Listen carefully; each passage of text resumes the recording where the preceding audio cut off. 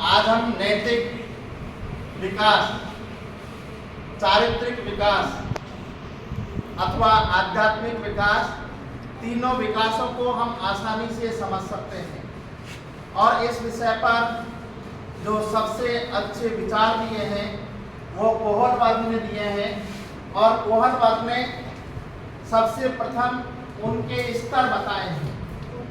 नैतिक विकास के स्तर, किस अवस्था में किस प्रकार से बालक का अंदर नैतिक चीजों का विकास होता है। नैतिकता से तात्पर्य जहाँ कहीं भी नैतिकता की बात आती है तो वहाँ हम अपने आप में ही ईमानदारी, सत्यता, प्रामाणिकता, अभय, सहिष्णुता, इस प्रकार की चीजें, ये सारी नैतिक विकास से संबंधित होती हैं। इनका विकास किया जाना ही नैतिक विकास है।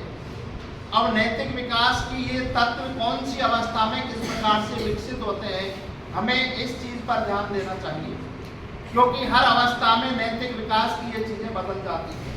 जैसा हम प्रथम देखेंगे, पूर्व नैतिक स्तर 4 से 10 वर्ष का है।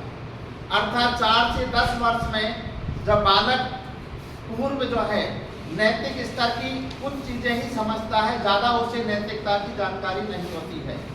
उसे इतना जरूर भान हो जाता है कि अच्छा क्या है, बुरा क्या है। दूसरी है परंपरागत नैतिक स्तर 10 से 13 वर्ष की है।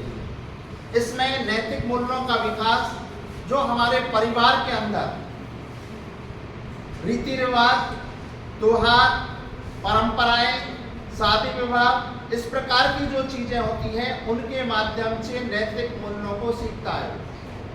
ये यदि कार्यक्रम प्रेरणापद होते हैं घर के अंदर, बहुत अच्छी तरीके से, यदि दीपावली का त्योहार है उसे बहुत अच्छी तरीके से आप पूछते हैं तो उसमें नैतिक मूल्य उसी प्रकार के विकसित होते हैं।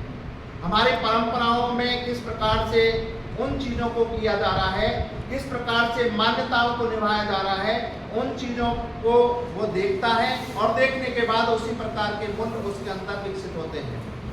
तीसरा है आत्म अंगीकृत नैतिक मूल्य, 13 वर्ष से प्रौढ़ अवस्था। जब वो इन चीजों को देखता है तो देखने के बाद वो सोचता है कि इस मूल्य को मेरे को अपनाना चाहिए। जिस प्रकार की परंपराएं अपने अपने अलग अलग धर्म में होती है, वो उसी हिसाब से उन चीजों को अपने नैतिकता के अंतर्गत स्वीकृति करता है, अंगीकृत करता है। 13 वर्ष से प्रौढ़ अवस्था तक जो मूल्य विकसित होते हैं, जो हमारे परिवारों के अंदर जिस प्रकार की हमारे कार्यक्रम होते हैं, जिस प्रकार की हमारी परंपराओं के साथ में शादी विवाह होते हैं, मान्यताएं होती हैं, उन्हीं गुणों को अपने नैतिक मूल्य के अंतर्गत अपनाता है। इसी 3 स्तर को उन्होंने कोहन वर्ग ने फिर डिटेल में जाकर के 5 अवस्थाओं में बांटा और उनको बहुत ही सटीक ढंग से वर्णन किया है। पहली अवस्था उन्होंने कहा पूर्व नैतिक अवस्था होती है, 0 से 2 वर्ष की अवस्था होती है। इस पूर्व नैतिक अवस्था में बच्चे को कोई भी पता नहीं होता है नैतिक मूल्य क्या होते हैं, अच्छा क्या है, बुरा क्या है, इस विषय में उसे कोई भी जानकारी नहीं होती। वो तो सिर्फ ये नैतिक मूल्य को जानता है जो अमर्यादित होते हैं, किसी भी चीज को तोड़ना, किसी भी चीज को फोड़ना और रोना, चिल्लाना, इस प्रकार की नैतिक चीजें उसके अंदर पूर्व नैतिक अवस्था में पाई जाती है।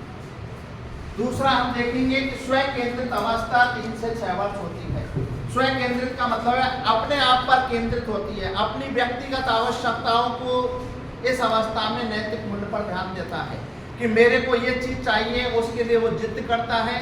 तो इस प्रकार की इसमें स्वयं केंद्रित होती है, अपने से संबंधित चीजों की वो अपनी मांग करता है, उसे दूसरे को कहाँ क्या करना है इससे कोई मतलब नहीं है, उसे स्वयं केंद्रित चीजों से ज्यादा महत्व होता है। अपने आप को उसमें ज्यादातर कहते हैं कि इस अवस्था में यदि कहीं पर भी जाकर के कोई भी यदि बच्चे के अंदर ज्यादा स्व केंद्रित पाया जाएगा तो आगे जाकर के जिद्दी स्वभाव का, नैतिकता का गुण विकसित हो जाता है।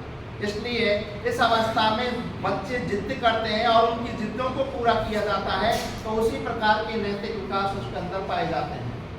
तीसरा हम देखेंगे परंपराओं को धारण करने वाली अवस्था है 7 वर्ष से किशोर अवस्था तक की।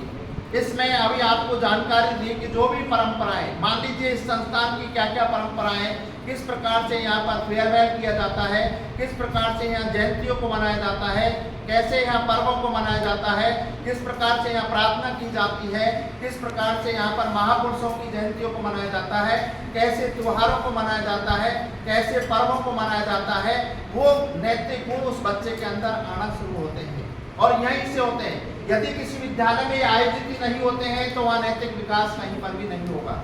यदि परिवार में, समाज में हमारे कोई भी त्योहार पर्व है और यदि वो भाईचारे के साथ अच्छी प्रकार से यदि आयोजित होते हैं तो बच्चे के अंदर अच्छे नैतिक गुणों का विकास होता है। परंपराएं जो हमारी चली आ रही है, हर देश की अपनी परंपरा होती है, उस परंपरा के अनुसार ही उसके नैतिक विकास उस बालक के अंदर पाए जाते हैं। जैसी परंपराओं को वो स्वीकृत करता है उसी प्रकार के नैतिक गुण उसके अंदर विकसित होते हैं। चौथा है आधारहीन चेतना अवस्था। ये किशोर अवस्था में, ये आधारहीन चेतना अवस्था इसलिए मानी जाती है, इसमें बच्चे के सामने कोई आधार नहीं होता है। उसके सामने एक तरीके से उसकी चेतना में जो परंपराओं में कार्य देखने को मिलता है और व्यवहार में जो चीज मिलता है उन दोनों में अंतर पाया जाता है।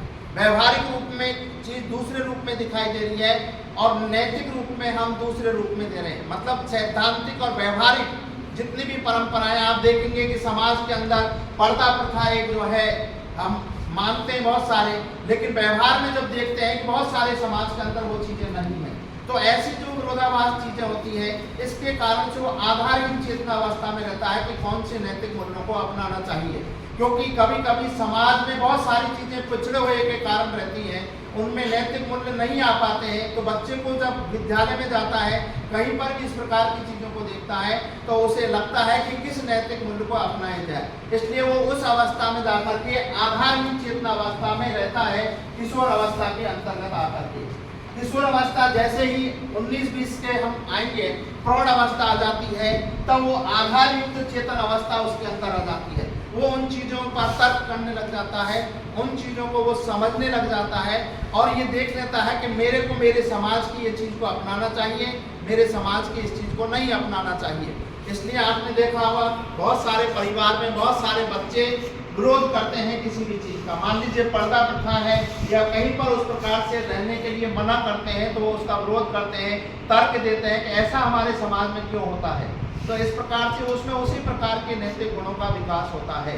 तो ये गोहलवर्ग ने इन नैतिक विकास की इन चीजों को बताया और ये नैतिक विकास के जो आयाम है यही हमारे अंदर नैतिक गुणों का, चारित्रिक गुणों का विकास करते हैं। आप सभी जानते हैं नैतिक गुण क्या है।